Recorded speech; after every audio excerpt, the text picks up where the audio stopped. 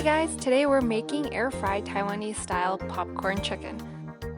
If you have anybody in your family with health conditions concerning high cholesterol and high blood pressure, but they still want to try this Taiwanese style popcorn chicken, this is just a good alternative to the deep fried version. Due to a conflict of interest, Kenchi the chicken is being replaced by Olive in this video.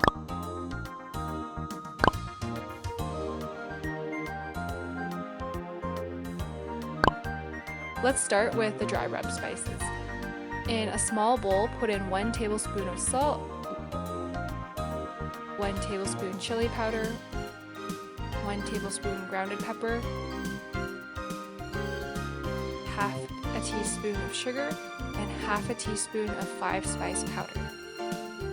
Now mix them together well, and we'll move on to the chicken coating.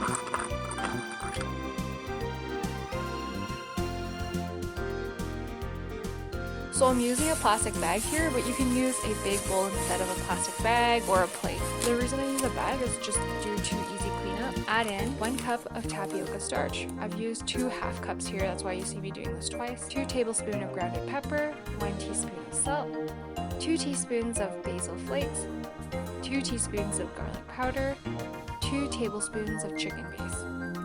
And now mix it all together.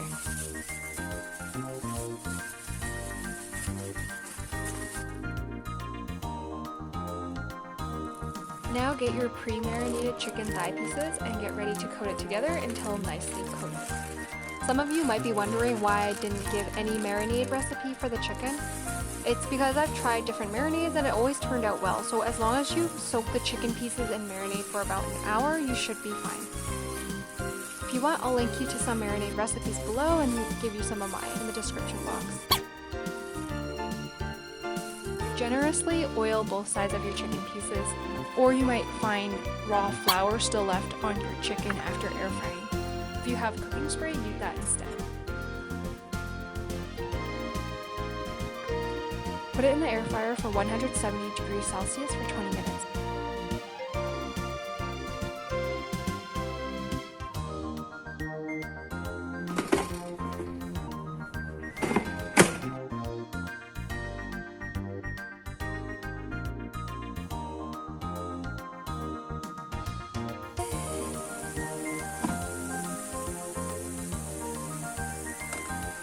I also made 2 layers of chicken in the air fryer, but since the bottom layer didn't turn out crispy, I would recommend you air fry the chicken in batches. But just letting you know, the second layer was also thoroughly cooked and super juicy if that appeals to you. It just won't be crispy. Okay, let's add the dry rub spices now. The dry rub is the cherry on top for this recipe.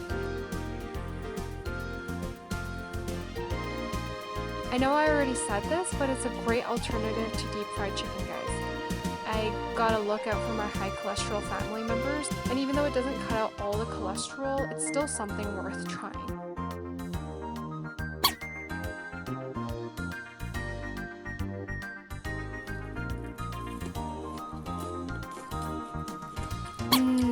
Cooked, juicy, and flavorful. Don't forget, you can freeze your leftovers for another time and use it as a side dish in your other meals. As always, thanks for the views. Subscribe for more!